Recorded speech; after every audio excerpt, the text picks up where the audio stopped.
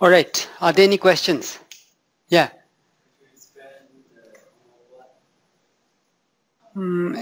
Explain, meaning what?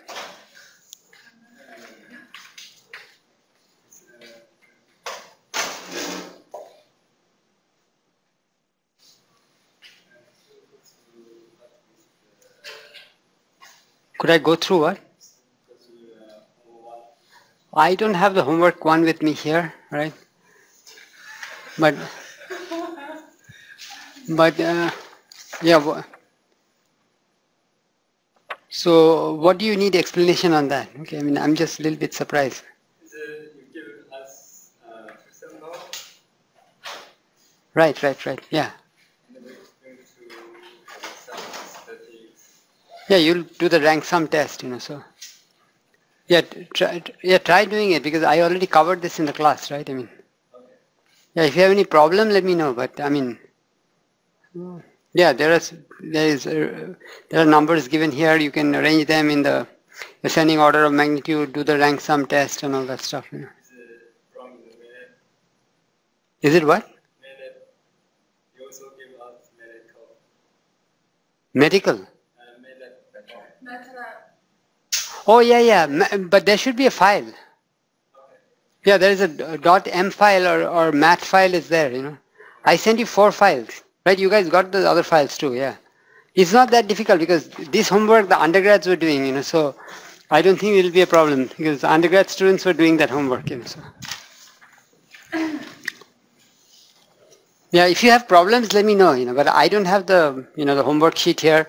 There is really nothing to it other than just working it out, because we already covered the things in the class. I discussed the ratio analysis paper and this is just some problems based on that. Not difficult. Easy enough so that, it could be given in an undergrad class also. Yeah. All right, any other questions?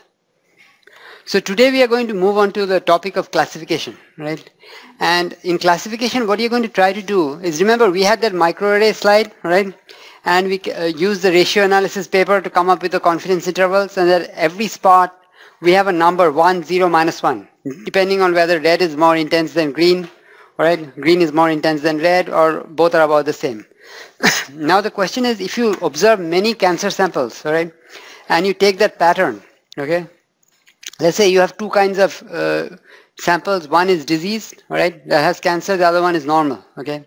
So if you look at the expression pattern, let's say across a lot of cancerous samples, right, there may be some genes that are, upregulated, in the red versus the green, right? So you want to basically design a classifier so that it will learn from the training samples that you've given it. And then when you give a new sample, right, the red-green pattern on a new sample, it can tell you, right, whether it is diseased tissue or whether it is healthy tissue, right? So that's the idea in classification. And in classification, every time you go to the doctor, okay, it is really a disease classification problem, okay, because, you have the following situation, right? There are many diseases that have overlapping symptoms, right? Let's say disease D1, D2, and so on, okay? So you know the probability of getting the symptoms, right, given the disease, right? Okay. Now, and all that is there in the books, it's there on the internet everywhere, okay? But the problem is when you fall sick, you have symptoms, right? So you got the symptoms, now you want the classification, you want what is the disease, right? Alright? So what is the probability of the disease given the classifications, right? And your doctor is basically working as the classifier, right? So he or she is going to take that, your symptoms, alright, and use those symptoms basically to come up with, a diagnosis for you. Okay, that is a classification problem. And many diseases have got overlapping symptoms, alright, so that's why it's kind of complicated. But this can be done mathematically, alright, and it makes use of Bayes theorem, right? So if you have, let's say, classes C1, C2, and so on, okay, up to, let's say, n, right? So, and you know that what is the probability of the data, right, which in this case would be the symptoms, given Ci, right, is known, right? And also you know the prior probabilities associated with each of these classes in the population, right? So from that information, right, you're going to calculate basically what is the probability of class CI given the data that you observe, right? So in the case of your doctor, he or she is going to try to determine the most likely disease that you have given your symptoms, right? And to do this, it's just an application of Bayes' theorem. Unfortunately, I cannot write in here because the thing doesn't work. Okay, we found that out the other day, so I'm writing on the board.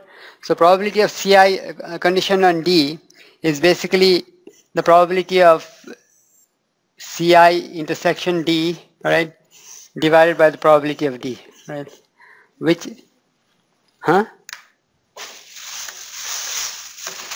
yeah, which is the same as probability of D given CI times the probability of CI divided by the probability of D. Okay, but this I can write as probability of D given CI, right, times probability of CI, right, and then I can let this summation being taken over 1 to n over all the classes, okay, because this is a partition, right? C1, C2 up to Cn, right, is the entire set.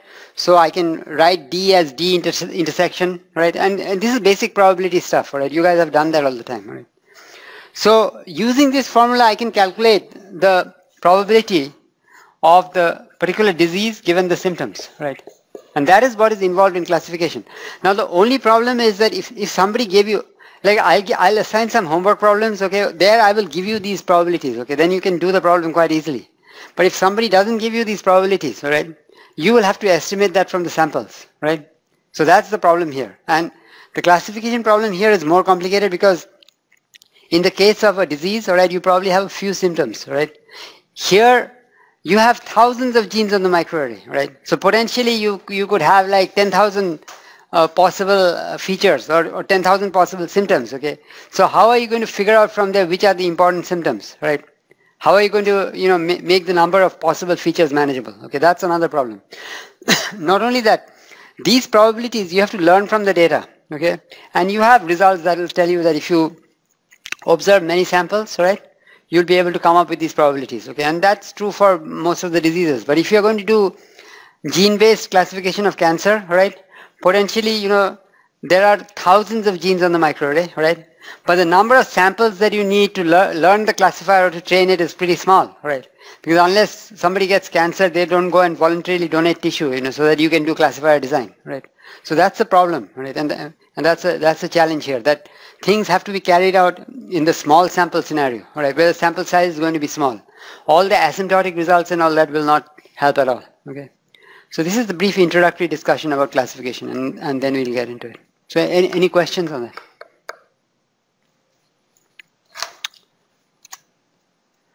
So pattern classification plays an important role in genomic signal processing. For example, cDNA microarrays can provide expression measurements for thousands of genes at once. And a key goal is to perform classification via different expression patterns. It could be between different kinds of cancer, different stages of tumor development, all right? Or you might want to differentiate between healthy tissue, all right, and cancerous tissue. So this requires designing a classifier or a design function which is going to take a vector of gene expression levels as its input, right? Just like the doctor is taking the vector of symptoms as his or her input, right? And output a class label which predicts the class containing the input vector. So in the case of the doctor, it would be the disease, the name of the disease, right? Now classifiers are designed from a sample of expression vectors, right? Because you need training. Even the doctor had to undergo extensive training in a medical college, right? A lot of case studies, then internships and so on, okay? So the classifier will also require training. So this is going to involve assessing expression levels from RNA obtained from the different tissues with microarrays, determining the genes whose expression levels can be used as classifier features. Because on a typical microarray slide, you might have 40,000 genes, all right? You do not want 40,000 variables, all right? 40,000 features to use for classification. So you have to narrow down that number, and then you will have to apply some rule to design the classifier from the sample microarray data, right? And once you've designed the classifier, then you need the guarantees, okay? Just like if you know that there is a doctor here, right, who makes wrong diagnosis, let's say 95% of the time, okay? You're not going to go to that person, right? I mean, so as a classifier, so similarly for a classifier, if the classifier is making too many mistakes, right? Because you learn from one set of samples, right? But then whatever knowledge that you have acquired, that should work on a new sample that's presented to you, right? That's coming from the population. So it's the same thing for the doctor also. You know, the doctor doesn't have to treat you, okay? He or she may have treated a lot of other patients, and based on that, hopefully they'll treat you correctly, right? So you need to be able to get some measure of the goodness of the classifier, right? How good is the classifier? How many mistakes is it making, all right? So things like that you have to be able to quantify, right? And classification theory falls in like traditional pattern recognition, right? And it is only adapted for the purposes of this course, right? Or for the genomic signal processing area, right? Because here you have the constraint of sample size, then feature selection also is a big issue, right? So design, performance, evaluation, and application must take this randomness due to both biological and experimental variability, right? Because in the microarrays, all right, we said there were a lot of sources of variation, right? I mean, the intensity of the laser, right? Then the person that's doing the washing step, right? And so on, okay? Whether things are properly mixed. Now, three critical issues arise in the context of classification. Given a set of features, how does one design a classifier from the sample data which provides good classification over the general population? You are not interested in doing just classification on the training samples, okay? Because if you can do good classification on the training samples, that's not good enough, because you really want to use the classifier to do classification on data that it has not seen as yet, right? Then the second thing is, how do you estimate the error of a design classifier when data are limited, right? Because you want a measure of the goodness of the classifier.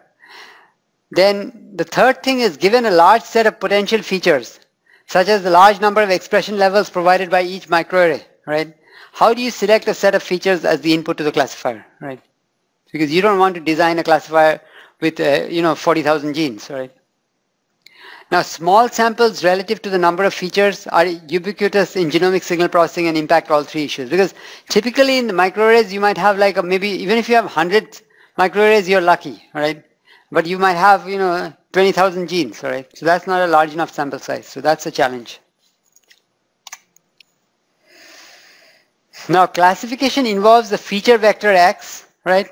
Which has got these D components, X1 through XD, on D-dimensional Euclidean space, composed of random variables, which are the features, and then there'll be a binary random variable, right? That'll determine the class. So binary random variable Y, and a classifier is a function from the feature space to this class label 0y, right? So the classifier is going to predict the class. So it's going to, so given a feature vector, it is going to spit out a number either 0 or 1, which will serve as a predictor of the class Y, which means that Y is to be predicted by psi of X, right? The value 0, and we are looking at binary classification, right? If you have, ternary classification, you could have 0, 1, 2, 0, 1, 2, 3, and so on. Okay, the same kind of theory goes over, right? So the values 0 or 1 of Y are treated as the class labels. Now in this case, the output of the classifier is either 0 or 1, right? And you're trying to predict Y, which is a binary random variable, right? So the error of the classifier is the probability of misclassification, right? So it's the probability that the class that you spit out from the classifier, class label that you spit out, is not the actual class label, right? And you can see that this is going to be the expected mean absolute difference. Why? Because, there are only two possibilities here, all right? If you're trying to calculate this expected value of Y minus psi X, all right? Psi is the class label that is coming from the classifier, Y is the actual label, okay? And both of them are either 0 or 1, right? So this difference, all right? This difference can take what values? Y takes the value 0 or 1, psi also, the output of the classifier is 0 or 1. So what are the two values that this difference can take? And you're taking the absolute value, yeah. 1 or 0, all right? So if you're taking the expectation here, it is going to be 0 multiplied by the probability that this quantity is 0, right? Plus 1 times the probability that this quantity is 1, right? So it's going to become 1 times the probability that Y minus psi X in magnitude is 1, which means Y is different from psi X, all right? So that means this is giving you the probability of misclassification, right? And because of the binary nature of this classifier, all right, and the function also, function Y, this quantity is, if you took the square of this, it will not make any difference, right? If you went ahead and squared this error and then took the expectation, right? Two values are 0 and 1. Again, it's same thing, okay? Either 0 or 1, right? So it is also the mean square error. All right, any questions so far? Yeah, some of these things, when I was teaching the undergrad version, I had trouble, okay, because they didn't have the background and all that, and you know, they told me that I should mention that 303 should be a prerequisite for that. You know. But for grad students, I think this should be fine. But again, if you have questions, let me know. Now, you are interested in what is called the Bayes classifier, which is the optimal classifier.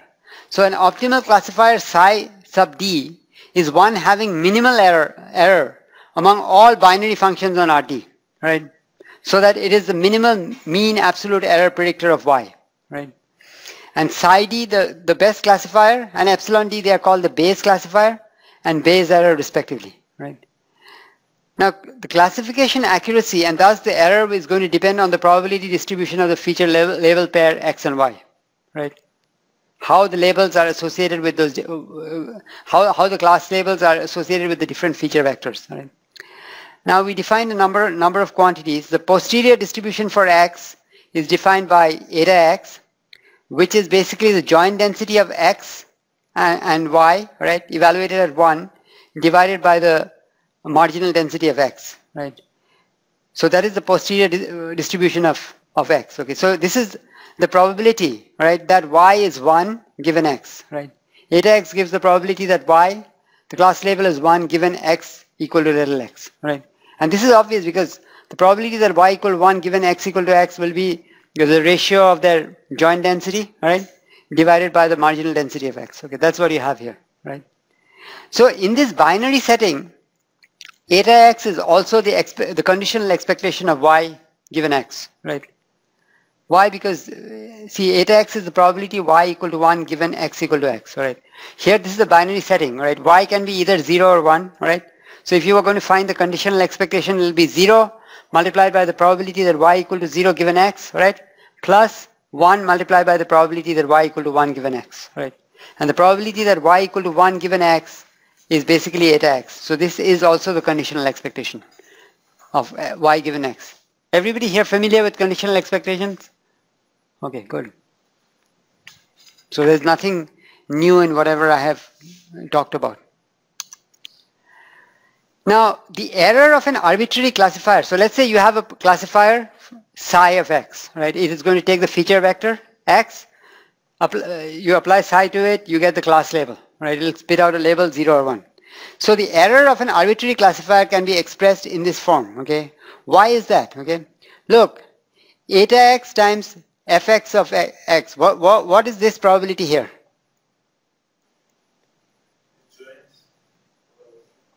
Yeah, probability of y equal to 1 and x equal to x. Clear, right? I mean, so in this case, when would you be making a mistake? See, you're summing up this probability, right? I mean, if you're looking at the probability of y equal to 1 and x, capital X equal to little x, right? If you spit out a label 0, right, then you're making a mistake, right? So that's what you need to sum up. So that's why this integral is being taken over all x's for which your classifier is spitting out a class label 0. That means you're making a mistake, right? So that's the first term. Then the other possibility is that, you know, your classifier is saying that psi is 1, right? Whereas in reality it is 0, right? So you have to sum up that probability too, right? The probability that y is 0 and capital X equal to little x. So that's coming from this term. So that's the total error, right? The two different errors, okay, psi equal to 0, y equal to 1, but, you know, psi is giving you a value of 0, right? The other case is y equal to 0, right? Whereas psi is giving you a value of 1, okay? So these are the two errors, and you want to minimize this error here, because this is the probability of misclassification.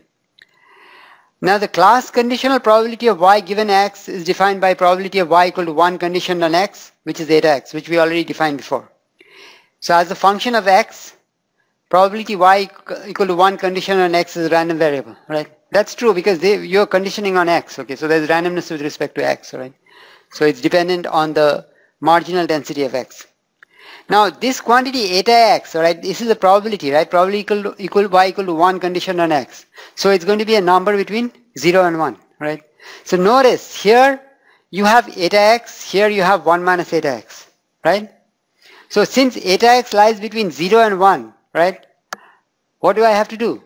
If you're trying to minimize So if eta x lies between 0 and 1, okay, half is like the deciding value, right? One of these will be greater than half, the other one will be less than half, right? If eta x is equal to half, then both of them will be equal, right? So you want to minimize this quantity, right? So basically for values where eta of x is, let's say, greater than half, right? Then you will spit out the class label psi equal to 0, right? Because you want to minimize this overall thing, okay? So, pardon me?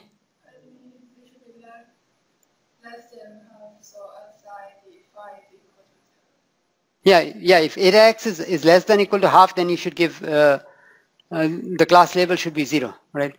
So that, because whenever eta x is less than half, you want to get the contribution from here, okay? Whenever eta x is greater than half, you want to get the contribution from here, right? I mean, that's how you would minimize this sum, right? So the classifier that you end up getting is that, or the best classifier, the base classifier, it should spit out a class level 0 if eta x is less than or equal to half, and it should spit out a class label 1 if eta x is greater than half, right? That will make sure that this whole function here is minimized, okay? Because I know that eta x lies between 0 and 1, right? So 1 minus eta x will also lie between 0 and 1, right?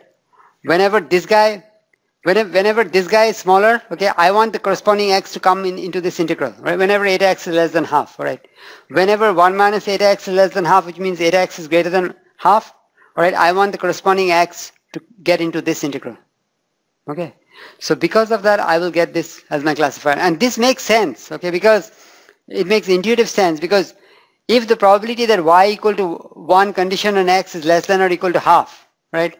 That means the probability of y equal to a 0 condition on x will be greater than half. So probability of y being 0 condition on x is more likely, right?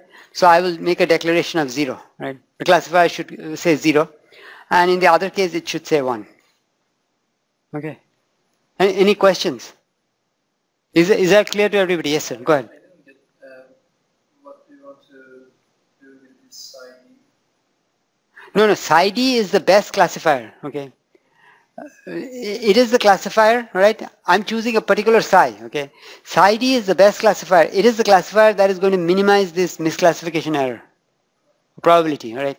And the way I'm choosing it is because here the thing that I have to choose is just the psi, okay?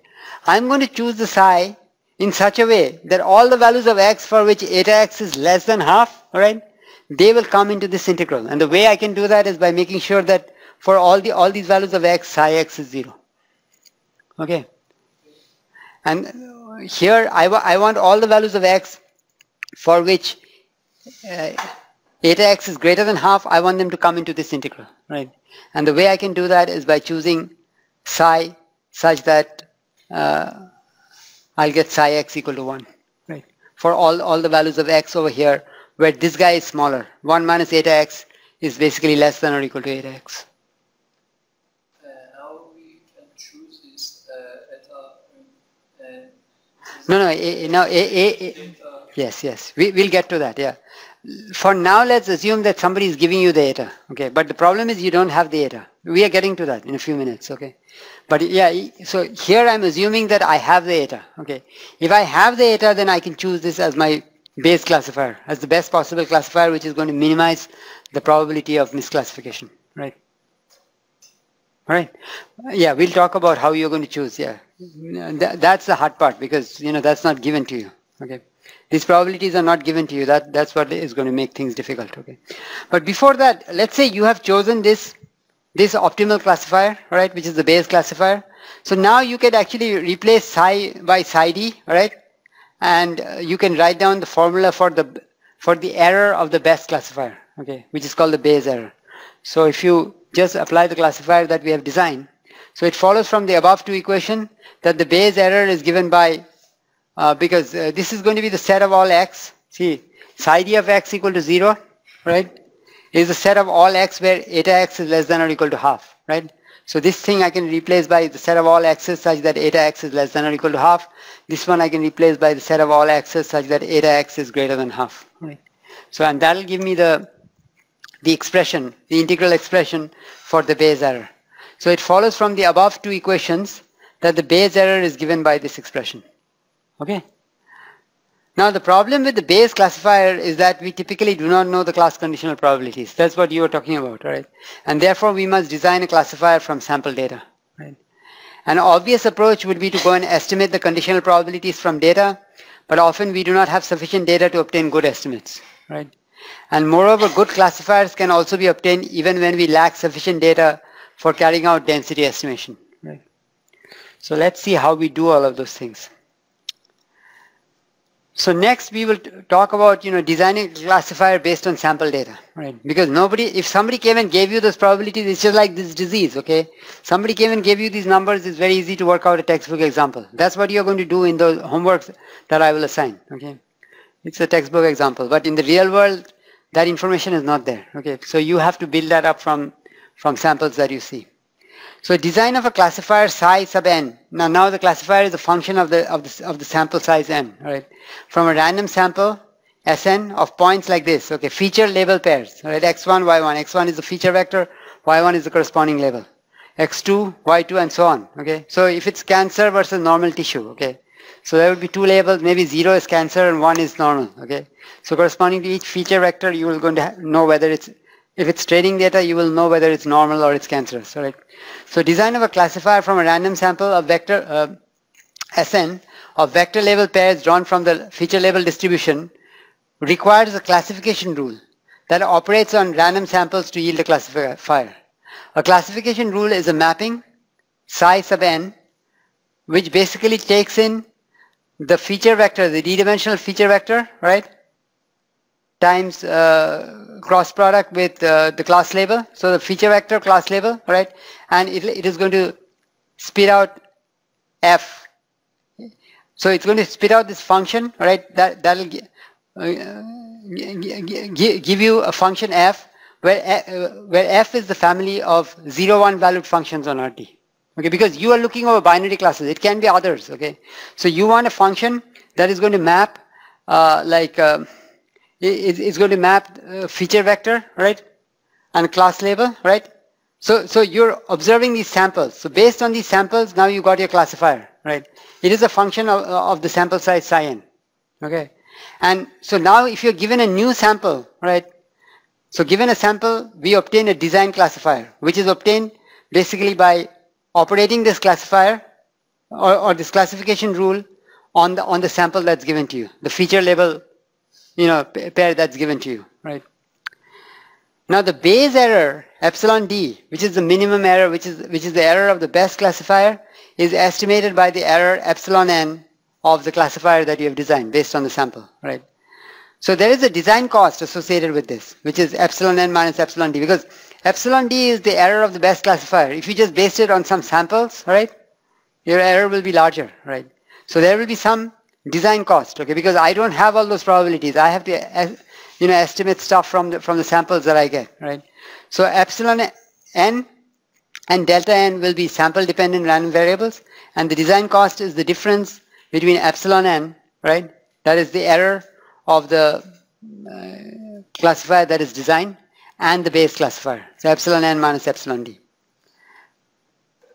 So, and again, this is a random variable because epsilon n is a random quantity, right? Because it's coming from the sample, right? See, to get that epsilon n, we basically had to design this classifier psi n, right? So it's a function of that sample size n. So you have to take the expectation. The expected design cost is the expected value of this error, this design cost, delta n, and the expectation being relative to all possible samples. Okay. Now, the expected error of this classifier psi n, you can decompose it into two parts. The expected value of epsilon n is epsilon d, which is a deterministic quantity. Okay, it is the error of the Bayes classifier plus the expected value of delta n. Right. So nothing major here. You just take this, take expectations on both sides, and keep in view the fact that epsilon d is deterministic. Right. So you get this relationship. Now the problem is, see, you have theorems that will tell you that as the sample size becomes very large, right, then this epsilon n is going to converge to epsilon d, right? The delta n will go to 0.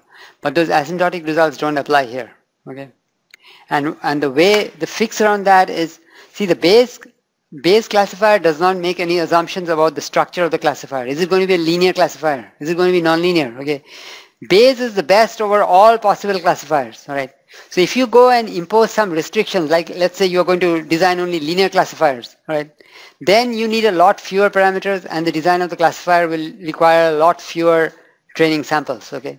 It's just like, you know, if you're trying to estimate a function, okay, you know nothing about the form, all right, then you need lots of data. Okay. But on the other hand, if you know if it's a polynomial of order 2 or 3, all right, then you need to just estimate those 2 or 3 coefficients, right? So you can manage with a lot less data. So it's the same idea that will be exploited here. All right, any questions? So the asymptotic properties of a classification rule concern large samples as n goes to infinity, right? And a rule is said to be consistent for a distribution, for a particular distribution of the feature label pair, if this delta n, this design error, goes to 0 in the mean, meaning that the expected value of delta n goes to 0 as n goes to infinity. Now for a consistent classification rule, the expected design cost can be made arbitrarily small for a sufficiently large amount of data. Now since rarely is there a good estimate of the distribution in pattern recognition, right? Rules for which convergence is independent of the distribution are desirable, and a classification rule is said to be universally consistent if delta n is going to go to 0 in the mean, no matter what the distribution of the feature label pair. Okay.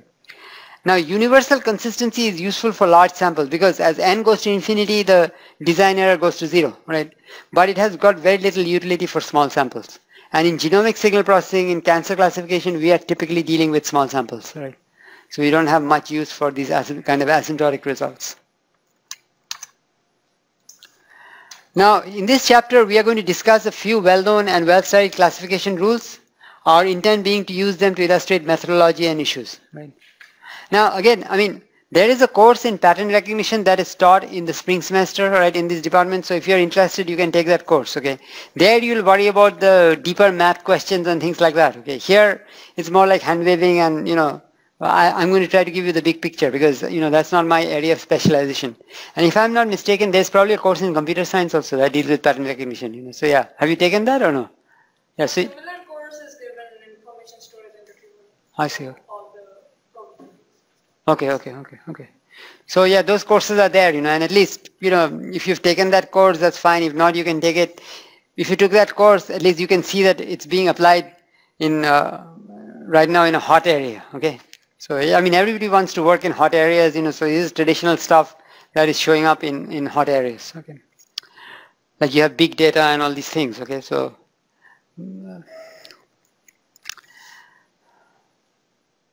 so the first classification rule that we'll talk about is the nearest neighbor rule, right? Where basically what you're going to do is, if you have a bunch of points, okay, you want to classify the point, okay? You look at the label of its nearest neighbor, okay? And you just give it the same label as that of its nearest neighbor. So for the basic nearest neighbor or NN rule, psi n is defined for each x in Rd by letting psi n of x take the label of the sample point that is closest to x, right? And for the nearest neighbor, and these are again things that can be proven. Okay, I have not read the proofs, but if you look at the literature on pattern recognition, probably people did these proofs maybe 30, 40, 50 years ago, you know. They're all available. So for the nearest neighbor rule, no matter the distribution of x and y, right? Regardless of the feature label distribution, you can show that the expected value of this design error, right, as n goes to infinity is bounded from below by the Bayes error and bounded from above by 2 times the Bayes error, right? And it follows from here that the limit as n goes to infinity, the expected value of the design error is less than or equal to the Bayes error, okay? And this you can do just by using triangle inequality, right? This is bounded between epsilon d and 2 epsilon d. You have the formula for delta n, right? Expected value of delta n. Just use triangle inequality or some variation of that, you will get this, right? So the asymptotic expected cost of design is small if the Bayes error is small. However, this result does not give consistency. This is not telling you that as n goes to infinity, right, that this error is going to become very small. So it's not consistent, right, even when the sample size becomes large.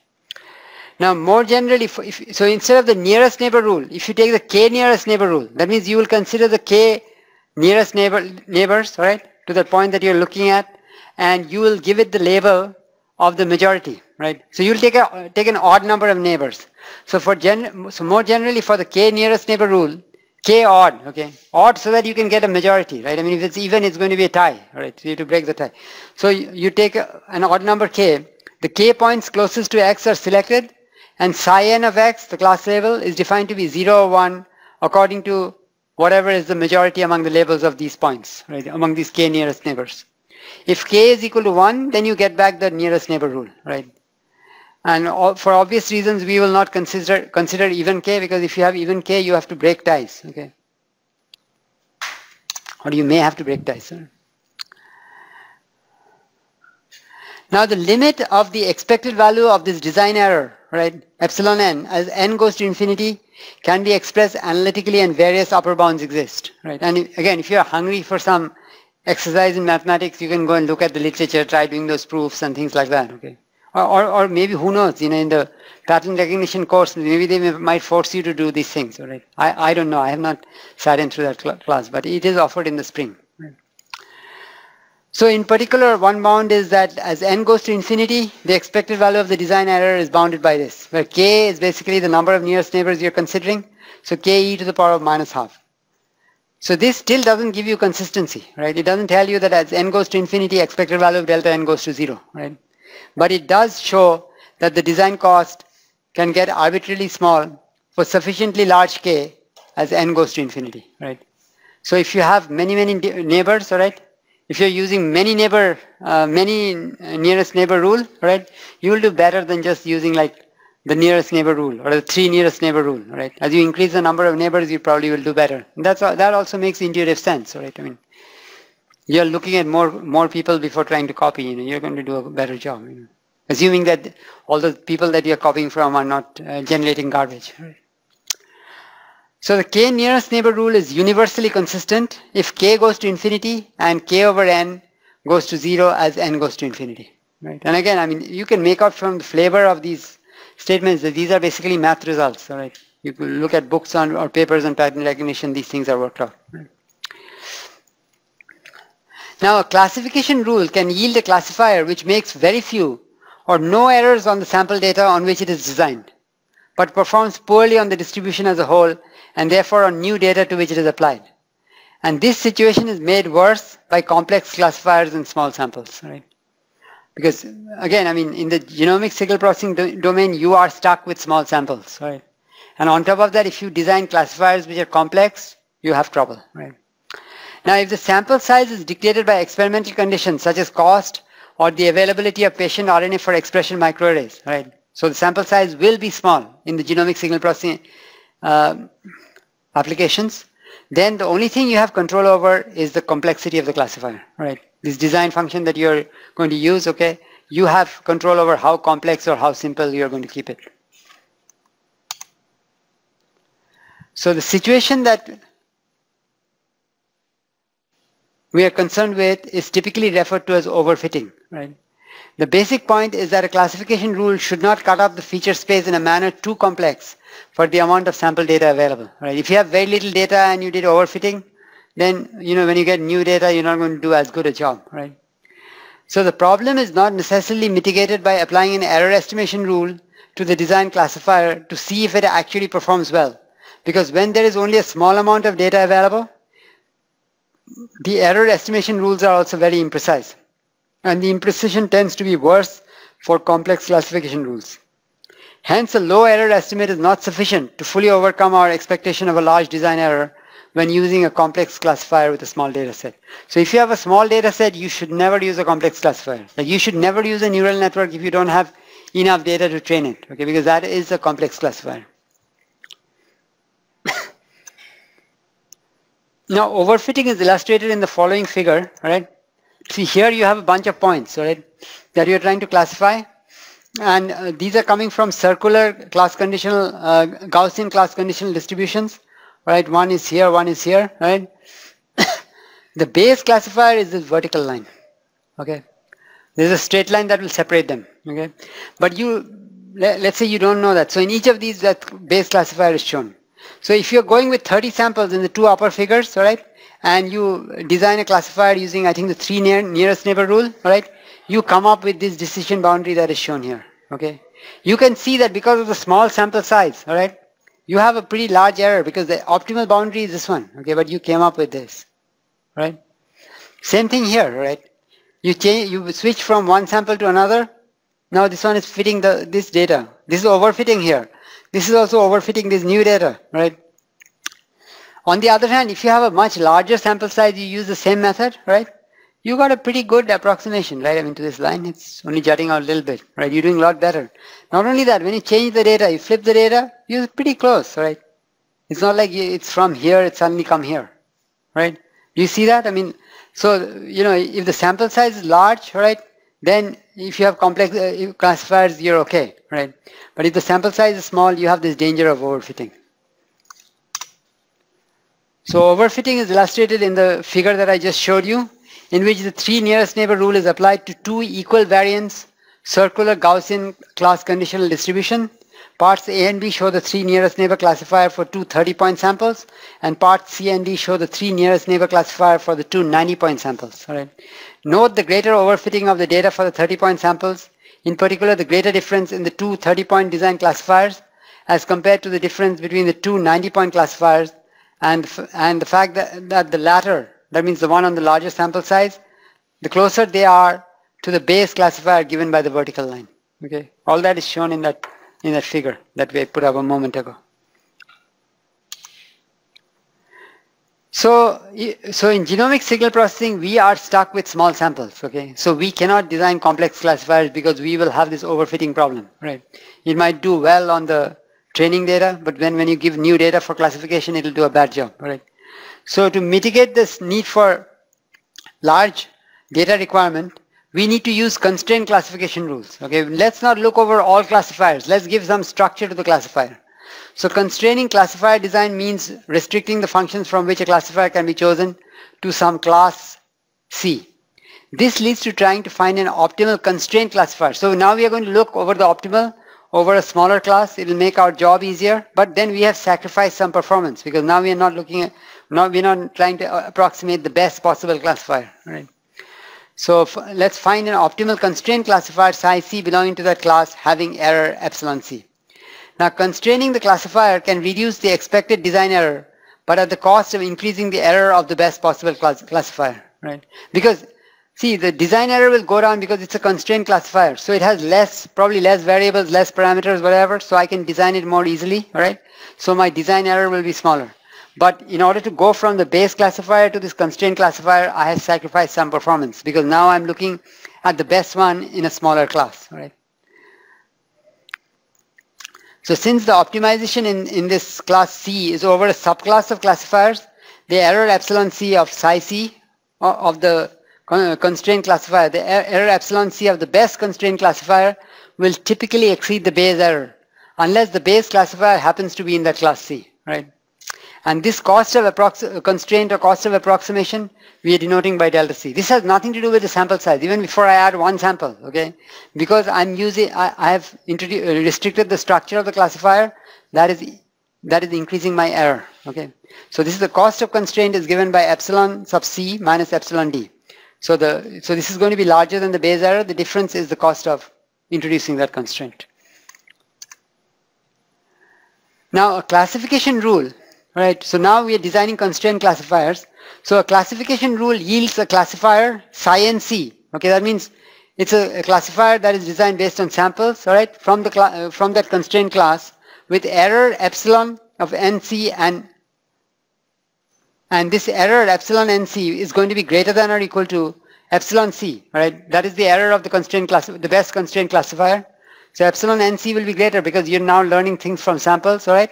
And this in turn will be greater than or equal to the error of the base classifier, okay? Because base classifier didn't have any constraints on it. That is the absolute best, okay? That can be done, all right, without any constraints. So the design error for constraint classification, delta NC, all right, is going to be the difference between the error of the design classifier and the error of the best classifier within that constraint class. Right? Now for small samples, this can be substantially less. See, remember when we were trying to design the base classifier, right, we had a design error delta n, okay, which was the difference between epsilon n and epsilon d, right? So this can be for small samples. For large samples, if you let n go to infinity, probably you can drive delta n to 0, right? And you can get to the base classifier. But we are working in the domain of small samples. So for small samples, the error, the design error for the constraint classifier may be much smaller than the design error for the base classifier, right? And the error of the design constraint classifier is decomposed as epsilon nc equals epsilon d plus delta c plus delta nc. So because you have the base classifier, right?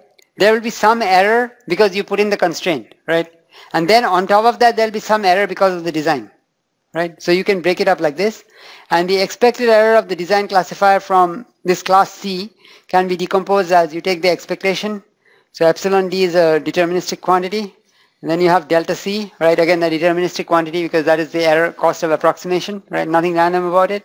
And then you'll have this error because of the design error for the constraint classifier, right? Now the constraint will be beneficial if and only if the expected value of this guy, right? Of the expected value of the error for the constraint design classifier is less than the expected value of the original classifier, right? Designed based on Bayes rule. Okay. I mean the original classifier that was trying to approximate the Bayes classifier, right? Which means, and you can do the math. You have the expression here, then you have another expression. You can say that the constraint is beneficial if the cost of constraint delta c, right, that you are incurring, right? Delta c is the amount by which the Bayes error is increased. Okay, because when you put that constraint, if that happens to be less than the error, the design error associated with the Bayes classifier, and the difference between the design error associated with the Bayes classifier and the design error associated with the constraint classifier, right? It's just a question of the math. Put in the terms on both sides, cancel things out, you'll get this relationship. And we can show that quite easily in a picture. I'll do that in a few slides, right? So if the cost of constraint is less than the decrease in expected design cost, then the expected error of psi n c is less than that of psi n, right? Now choosing a complex classifier that can tightly fit the data reduces the constraint cost, right? But it increases the expected design error, expected value of delta nc. Whereas choosing a simple classifier that does not overfit the data is going to increase the constraint cost, but it is going to decrease the expected design error, right? So in most microarray experiments, the sample size is very small, and the design error is such a problem that you're always going to use simple classifiers because your sample size is small. Okay, you just cannot afford to go with complex classifiers. And the matter can be graphically illustrated, right? And I'm going to get to that picture in a minute. So for some rules, for some classification rules, you can show that the expected value of this design error is non-increasing, right, as a function of n. So meaning that the expected value of delta n plus 1, right, when you add a sample, right, sample of size n plus 1, all right, that is actually less than or equal to the expected value of delta n, and so on. Okay, so there is monotonicity. So this means that the expected design error never increases as sample size increase, and it holds for any feature level distribution. Such classification rules are called SMART. The nearest neighbor rule is not SMART, right? Because there exist distributions. So is it stupid? I don't know. Okay, because there exist distributions. It's like the smart grade. You know, somebody said that, you know, smart grade is probably not a good name. You know, there was the grade stupid before. You know, because there exist distributions for which the expected value of delta n plus 1 is less than or equal to expected value of delta n does not hold for all n, right? So you can, so the nearest neighbor rule is not SMART because there will be distributions, feature level distributions for which this doesn't hold. Now consider a consistent rule, constraint and distribution for which this relationship holds. So both the design without the constraint, right, that is the approximation of the Bayes classifier has this property, and even the constraint classifier also has this property. That means as n increases, the sample size increases, the error goes down both with and without the constraint. Yeah.